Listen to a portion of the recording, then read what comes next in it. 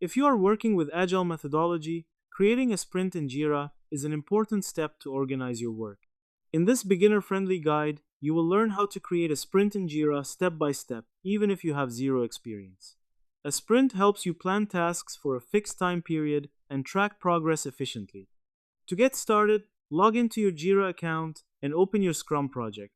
Sprints are available only in Scrum boards, so make sure your project is using a Scrum board. Once inside the project, go to the backlog section from the menu.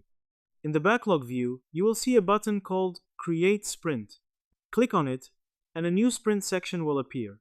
This is where you will add tasks that you want to complete during the sprint. Next, start adding issues to your sprint. Drag and drop tasks from the backlog into the sprint section. Choose tasks based on priority and team capacity. Make sure not to overload the sprint with too many tasks. After adding tasks, you can rename the sprint by clicking on its name. Give it a clear and meaningful name so it is easy to identify later. You can also set details like sprint goals, which define what you want to achieve during the sprint. This helps your team stay focused. Once your sprint is created and tasks are added, you can start it by clicking on Start Sprint. You will be asked to enter start and end dates along with the sprint duration.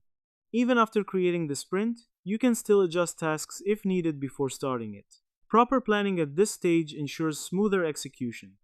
In short, creating a sprint in Jira involves going to the backlog, creating a sprint, adding tasks, setting details, and preparing it for execution. Now that you understand the process, go ahead and create your own sprint to manage your work more effectively. If this helped, like, share, and subscribe for more quick tutorials.